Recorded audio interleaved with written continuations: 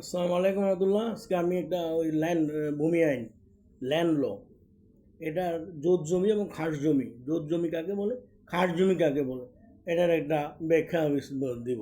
জোত জমিটা হলো, জোত বলতে আবাদি জমিকে বোঝানো হয়, যা কর্ষণযোগ্য জমিকে জোত বলা হয়। 1950 সালে রাষ্ট্রীয় অধিগ্রহণ ও প্রজাতন্ত্র আইনে 2-13 ধারা অনুযায়ী, ধারা 2 সেকশন 13, সেকশন 2 সাবসেকশন 13, অর্থাৎ 2-13 ধারা অনুযায়ী জোত জমি বলতে কোনো রায়াত বা অধীনস্থ রায়াতের সত্ত্ব দখলীয় কোনো জমির অংশ বা অংশগ্রহণ সহ বা এগুলোর অবিভক্ত অংশকে বোঝায়, যা কোনো রায়াত বা অধীনস্থ রায়াত ধারণ করে এবং যা একটি পৃথক প্রজাতন্ত্র বলে গণ্য।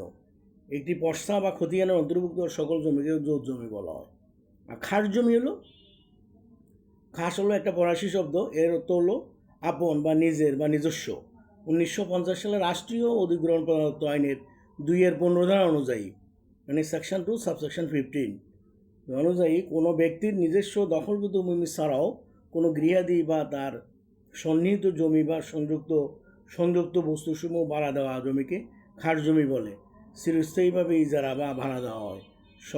সহজভাবে বলা যায়, যে জমি সাধারণত সরাসরি সরকারের মালিকানা থাকে তাকে খাস জমি বলে। খাস জমি কালেক্টর নামে রেকর্ড থাকে। এই জমি ভূমি উন্নয়ন বা কর দিতে হয় না, সরকার এই জমিগুলো বন্দোবস্ত দিতে পারে।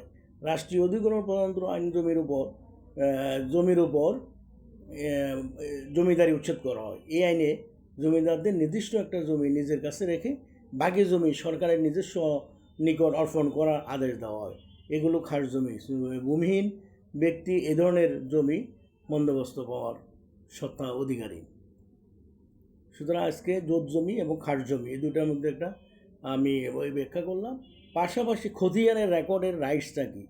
খতিয়ান হলো জনগণের নিকট থেকে ভূমি রাজস্ব আদায়ের জন্য সরকারি জরিপ বিভাগ সকল মৌজার জমির উপর মালিকের নাম, পিতা, স্বামীর নাম, ঠিকানা, ভূমির অংশ, জমির পরিমাণ, দাগ নম্বর ইত্যাদি বিবরণ সহ জমিকে ক্রমিক নম অনুযায়ী যে সত্ত্বের রেকর্ড তৈরি করে তার প্রত্যেকটিকে খতিয়ান বলে।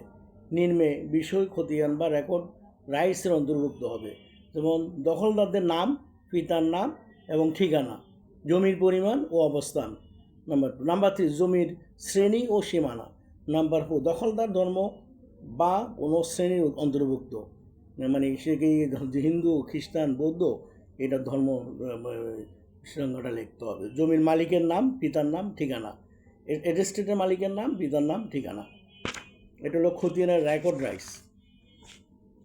তারপর নিষ্কণ্টক জমি হলে তার বিবরণ, ধার্যকৃত ন্যায়সঙ্গত খাজনার পরিমাণ, খাজনা বৃদ্ধি পেলে তার পদ্ধতি, বনভূমি বা মৎস্য খামারের জন্য ধার্যকৃত অর্থ, ইজমেন্টের কোনো অধিকার থাকলে, ইজমেন্ট রাইট, চলাচল বা পানি বা এগুলা চলাচলের অধিকারের কোনো অধিকার থাকলে সেটা উল্লেখ করতে হবে, প্রজাতন্ত্র সম্পর্কিত কোনো সত্য বা এর উৎসের পরিণতি। এগুলো খতিয়ানের রেকর্ডে এইগুলো অন্তর্ভুক্ত থাকবে। রেকর্ডের রাইটস এগুলো খতিয়ানের। তো আরেকটা আছে খতিয়ানের রেকর্ড রাইটসের সাক্ষ্যগত মূল্য। খতিয়ানের রেকর্ড রাইটসের নির্দিষ্ট লিখিত বিষয়বস্তু আইনদণ্ড বলে গণ্য, বা যতক্ষণ পর্যন্ত তা অশুদ্ধ বলে প্রমাণিত হয় তবে এই অনুমানটি একটি খণ্ডনীয় অনুমান। ডাকনাম বনাম মামলার বলা হয়। একটা হলো ডাকনাম বনাম রাখানা মামলা, রাধা মামলা বলা হয়। খতিয়ানকে মালিকানার প্রশ্নে সাক্ষ্য হিসাবে ব্যবহার করা যায় না, কিন্তু মালিকানা জমি দখলের ভিত্তিতে অর্জিত হয় তাহাতে ব্যবহার করা যায়। যেমন SR 8-9 দ্বারা এটা মালিকানা প্রমাণ করা হয়। তারপর হলো কেশব বনাম মহান মামলা বলা আছে। এখানে একটা মামলা রেফারেন্স দেওয়া আছে, কেশব বনাম এটা হলো কেশব বনাম মদন মামলা। সুতরাং সাক্ষ্য হিসাবে খতিয়ানের গুরুত্ব অনস্বীকার্য। তো রেকর্ডের জোত জমি, খাস জমি এবং খতিয়ানের কিছু রাইটসের সম্পর্কে আলাপ করা হলো। ধন্যবাদ। এটা ল স্টুডেন্ট সেকেন্ড পার্টদের জন্য, দ্বিতীয় বর্ষ ফাইনাল ইয়ারের জন্য এই ভিডিওটা উৎসর্গ করা হলো। পাশাপাশি সবার জন্য দোয়া করবেন এবং আমাদের হাজিদের জন্য দোয়া করবেন, যারা হজে আসে এবং যারা চলে আসছে সবার জন্য, এই বছর যারা গেছে এবং যারা এখনও নবীজির রোজা মোবারকে আছেন তাদের জন্য দোয়া করবেন। তো রবজুর রজম সালাম দিচ্ছি, আসসালামু আলাইকুম রাসূলুল্লাহ, আসসালামু আলাইকুম হাবিবুল্লাহ। ধন্যবাদ, সবাই ভালো থাকেন, সুস্থ থাকেন। আসসালামু আলাইকুম রহমতুল্লাহ।